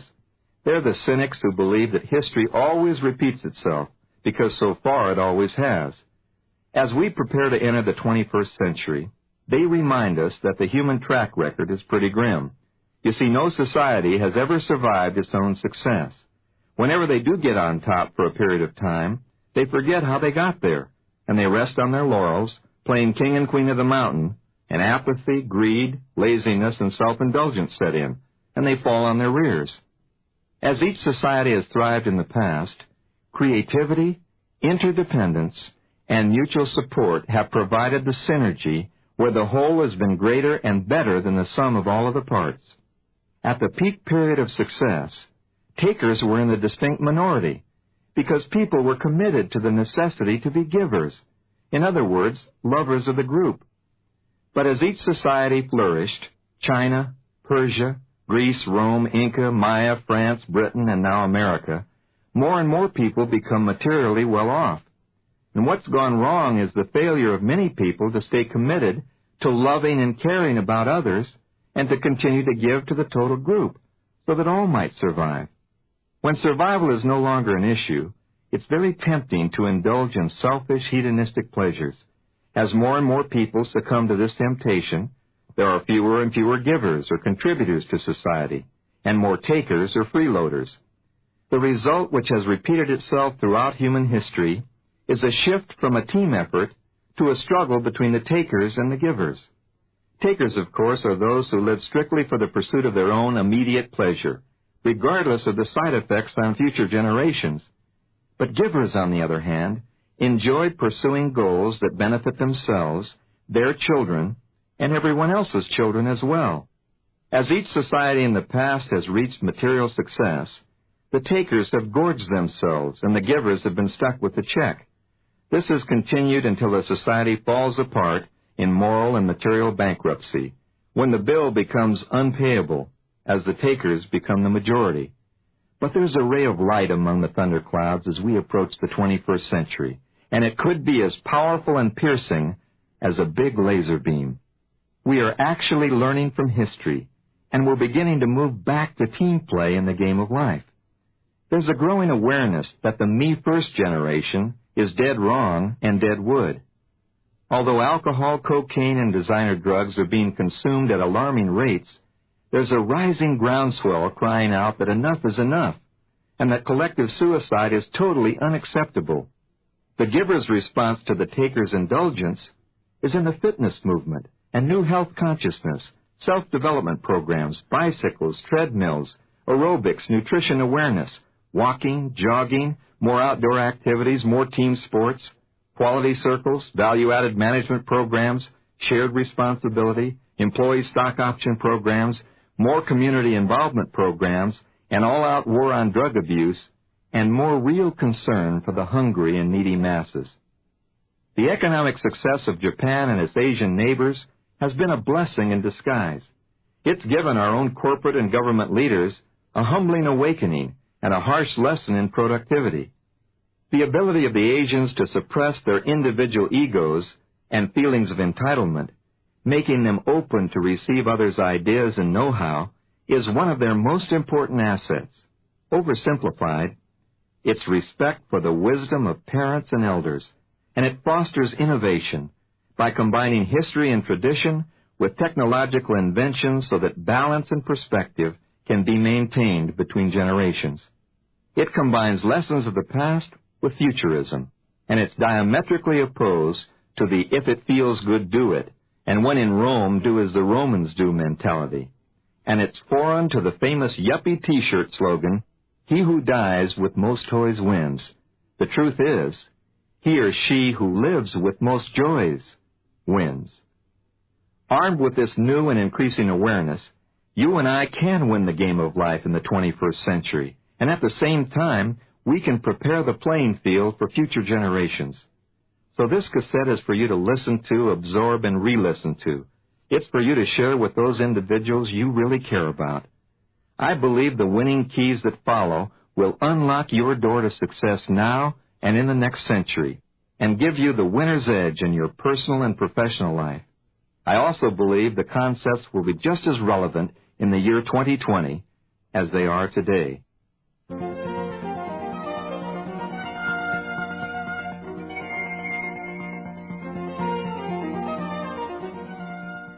Here are 10 winning keys to the 21st century.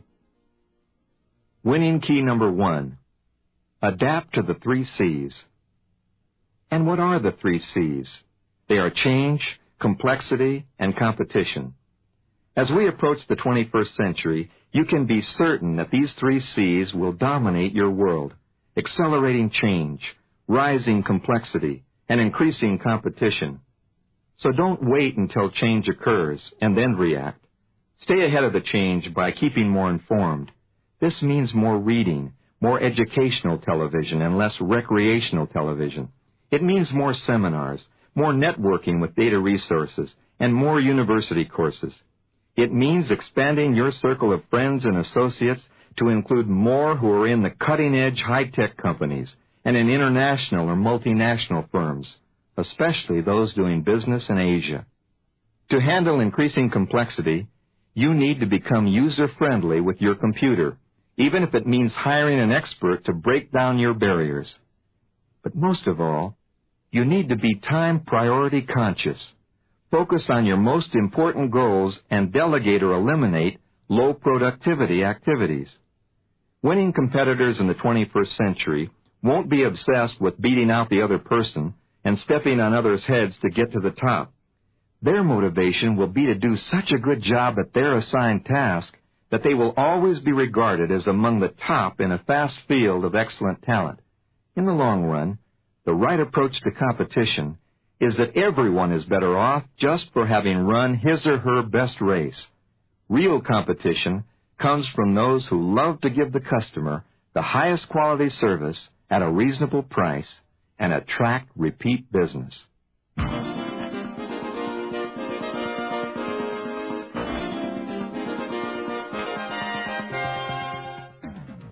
Winning key number 2.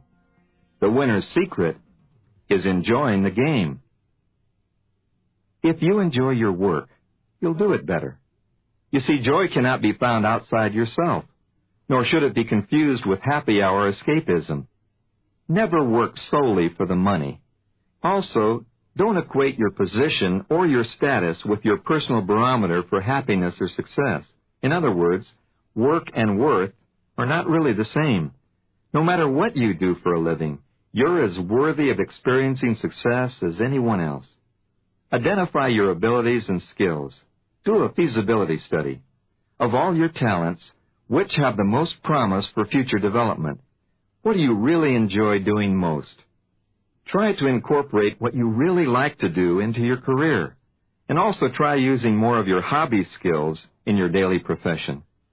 Make all of your life a hobby that you pursue with the eagerness and enthusiasm that you bring to an exciting outing on Saturday.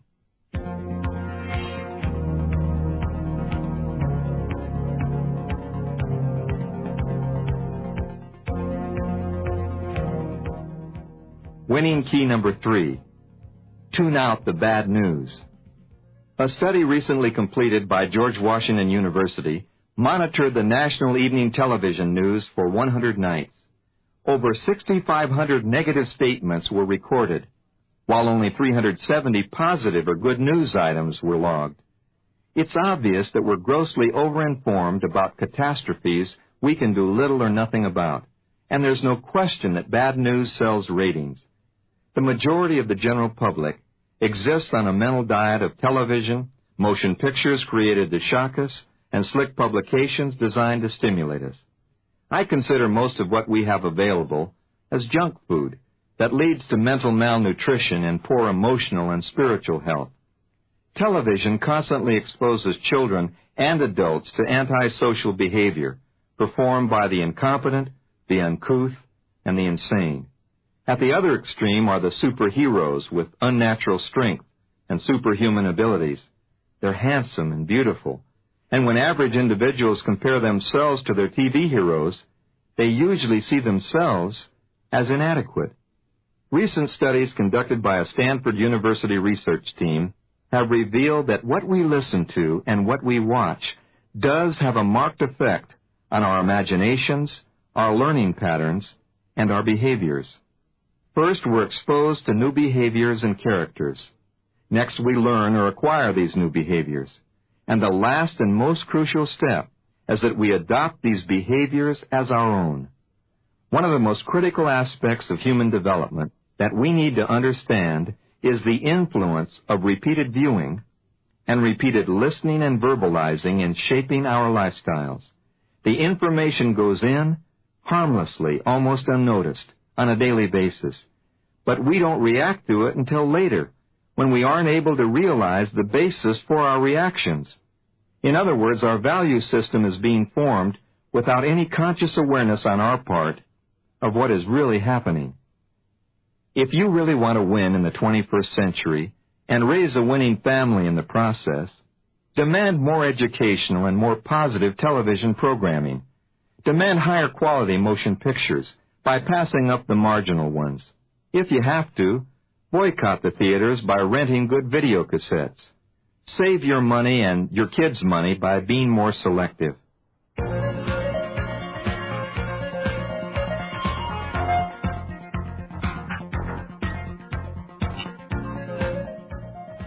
Winning key number 4. Become a lifelong learner. You know, school is never out for the winner. Continuing education in today's world is the rule rather than the exception. But many people still believe that life is lived in 3 distinctly separate phases. Phase 1, you go to school until you graduate with a certain amount of knowledge. This should take about 12 to 16 years, they figure. Phase 2, you go to work and use your school knowledge to advance as fast as you can. And you earn as much as you can and get some kind of financial nest egg built up. Phase 3, you finally reach your real goal. You retire and go to pasture trying desperately to make up for all the years you wasted in school and at work. This prevalent limiting attitude has been called the 3 boxes of life, and you and I are not going to fall into them. If you're in the early stages of your career, consider these facts. Because of accelerating change, rising complexity, and increasing competition in the world marketplace, you can expect to make at least 4 career changes in your life. And there's a good chance that one or more of the companies that you work for will be acquired by a more aggressive one, or will become non-competitive, or will be forced out of business altogether. And big organizations are just as vulnerable as small ones. That's why you must never stop learning and never complete your skills training or your personal and professional development. You must become a lifelong learner to remain in the game as a valuable player. So view yourself as you incorporated, and incorporate your mental assets. By building your book value through continuing education, and by raising the value of your own stock in yourself, by investing in skills training to anticipate change, you'll continue to be sought after as a one-person service corporation by employers who will compete to retain you and to buy from you. So from now on, treat yourself as you incorporated, and you'll always be in demand and command the highest price for your own brand of excellence.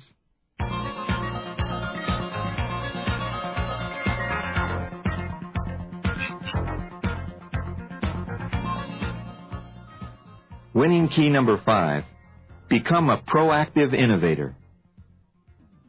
There are 4 basic modes of thinking in today's society that individuals have adopted and embraced. 30% of the population are victims of the system in their own minds. They are inactive, and they wait for someone to save them, or they wait for the next catastrophe. 50%, or half the population, are survivors or sustainers. They see themselves swept along by environmental and market conditions.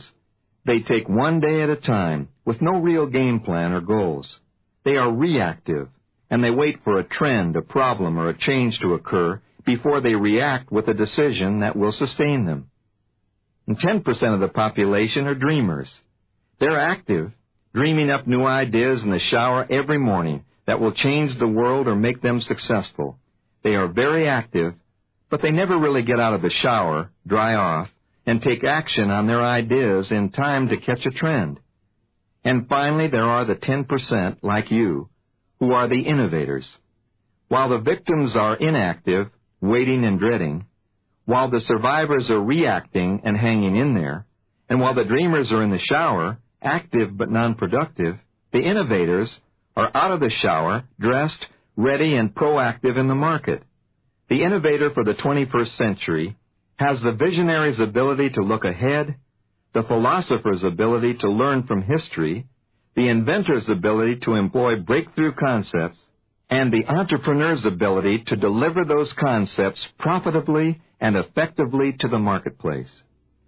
To win in the 21st century, you've got to become more of a proactive innovator by anticipating change, yes, even welcoming change, and ride the front end of the wave while it is still building and curling. Be a trend spotter and be a wave rider right into the 21st century.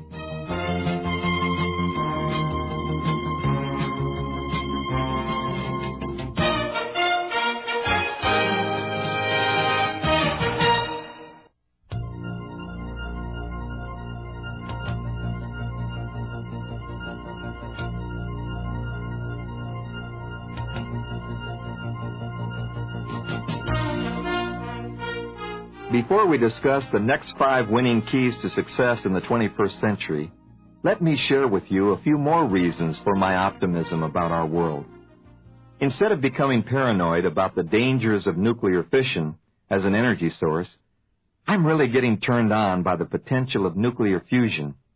It may be possible that the technology of laser fusion will combine the properties of the laser with deuterium, tritium, and water to give us unlimited safe power in the near future. The prospects of 1/16 of an inch of San Francisco Bay powering the western United States for 350 years is not a pipe dream. And hydrogen may well be the fuel to power our private and commercial transportation vehicles of the future. The most exciting aspect of hydrogen-powered vehicles is that the exhaust from these engines burns cleaner than the air above the Canadian Rockies. It may be possible that our great-grandchildren will drive the freeways in millions of hydrogen-powered cars, like little vacuum cleaners, that will suck the smog out of our cities and release exhaust fumes of pure oxygen. Just think of Los Angeles residents. They'll be able to see the mountains of San Bernardino from downtown L.A. for the first time since 1949. Your great-grandchildren will stop by to visit you and listen to you reminisce about the tough old days in the 20th century. They'll listen in amazement and ask you, "You mean you used to drive cars that burned dinosaur remains back in the old century?" And you'll reply, "We sure did, kids. Things were tough back then. We used to have to drive to school." And they'll look at you wide-eyed and gasp and say, "You mean you went to school?" And we'll say, "You're darn right we went to school. Our parents and grandparents even walked or took a bus to school. We had to drive to school. But you kids, you sit on your rear ends at home with your voice-operated computer terminal linked into the Apple 2000 orbiting library and the IBM data station. You just sit there and play educational games. Back in the old days, we used to play those same games in arcades. We called them Pac-Man and Frogger." And the kids will shake their heads and say, "Boy, you sure did weird things back then in the last century." You know, by the year 2010, it will be a common sight to see hand-wringing parents sending their teenagers aboard the airport-launched supersonic transports going off to Hong Kong for the senior prom. The kids will still be wearing rented tuxedos and new formals with corsages. The trip will take under 2 hours from San Francisco to Hong Kong, and we'll give our kids the usual admonitions. Now stay with the rest of the prom group at the Peninsula Hotel with the chaperones, and don't go sneaking over to Australia for the after-prom like your brother did last year. I expect you home by 6 a.m. at the latest. Some things will never change, will they?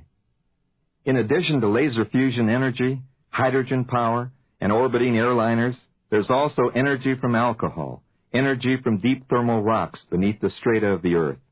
We're busy converting coal into petroleum, harnessing energy from the sun and from the wind.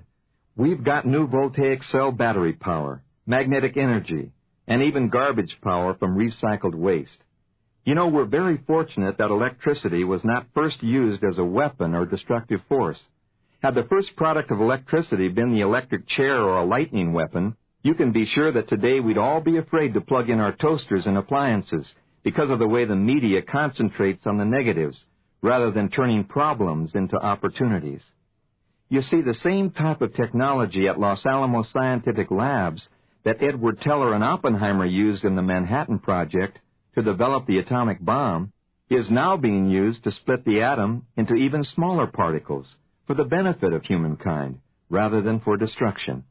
The linear accelerator at Los Alamos and other research centers is splitting the atom into minute particles called mesons and pi mesons, which have a very, very short lifespan. When these particles are propelled into the human body at the exact location of a tumor, there's a good prospect that the radiation treatment will destroy the tumor without affecting the other organs of the body adversely in the process. And thus an invention for destruction has been converted into an invention for saving and lengthening human life. And that's why I'm so optimistic about the future. We are turning crises into positive opportunities.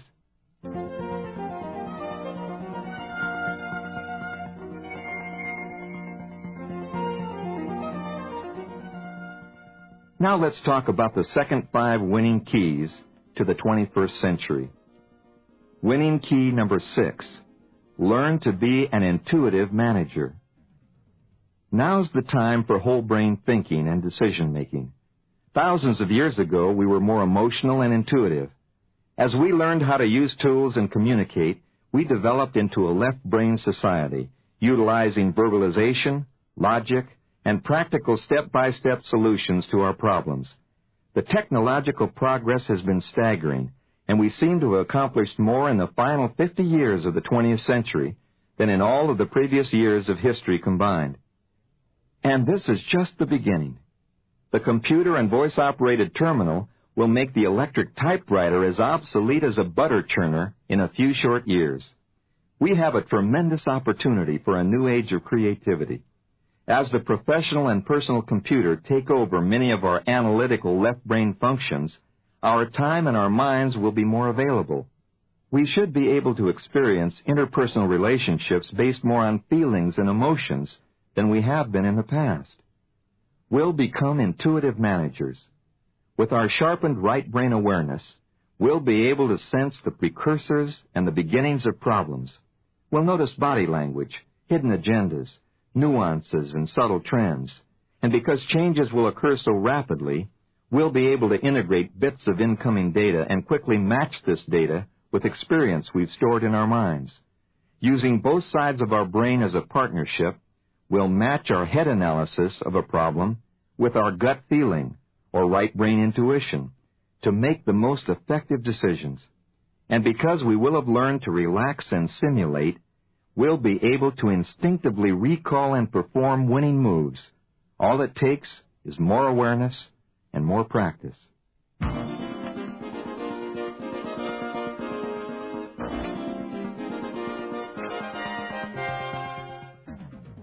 Winning key number 7, strive for excellence, not perfection. You know, there's a common belief that certain achievers do everything right, that they never make mistakes and their plans never fail. There's the presumption that only if you're perfect, and perfect all the time, only then do you have the right stuff to succeed. Well, nothing could be farther from the truth. Successful winners in the stock market make money on only 2 out of 5 investments. And actors and actresses who are today's superstars, they were turned down 29 out of 30 times after auditioning for dramatic roles or for commercials. Psychiatrists' couches are filled with people who can't bear a moment of failure. Rather than try and endure and maybe succeed or maybe even fail, these individuals choose not to try at all. They fear that the slightest setback will topple their exacting standards. What they are really saying is, I'll never be perfect. I am not perfect, therefore I am not worth the effort to be the best I can be. Throughout my own life, I've learned that nothing will ever be attempted if all objections must first be overcome. If you want to write a book, don't spend 10 years trying to make it the perfect statement of your beliefs. Complete it in 1 year, and keep the reader in mind when you write, and write something the reader wants to know. Writing a book is like painting a barn, not a Picasso. It's better to go out and get the barn painted and get busy, rather than view your work as a masterpiece that must be agonized over. Set a deadline to begin and another to finish. Writing a book or achieving a goal is the same as writing a term paper in high school or college. We really don't get motivated to start writing until the due date pressures us into action. To win in the 21st century, you and I need to get a strategy for approaching our breakthrough ideas and goals.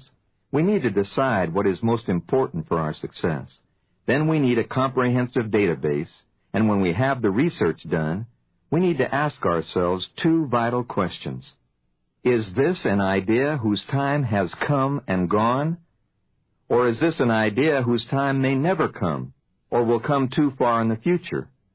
We need to remember that finding a niche or a new market takes more time, effort, and capital than filling an existing niche or current market. We need to check our priorities to make sure we're doing the right things in their proper sequence. And finally, be prepared to sell your ideas to an indifferent world. In this fast-track society, in which change and competition are accelerating, you'll find that most people, even in your own close quarters, will be so busy following their own game plans and their own instincts that they'll appear to be aloof or unresponsive to your great concepts and innovations. Unless you can illustrate dramatically and quickly how what you're doing benefits them, you'll find that you're selling your ideas to an indifferent world. That's why you don't want to hesitate and wait for the perfect moment. There just isn't one. And never give up. Persistence is the winner's edge. If you're in sales or have friends and associates in sales, listen to these startling findings from the National Sales Executives Association concerning sales persistence, and listen very carefully. You'll be as amazed as I am. 80% of all new sales are made after the fifth call to the same prospect. 48% of all salespersons make one call and then cross off the prospect. 25% quit after the second call. 12% of all salespersons call 3 times and then quit. And guess what? Only 10% of all salespersons keep calling. And what do they get? They are the highest paid people in the world, along with a few celebrities, corporate captains, and professionals. The 10% who persist get the real payoffs. They collect the dividends on what all the others invested. Welcome to the top 10% club, the ones who persist and go for excellence, not perfection.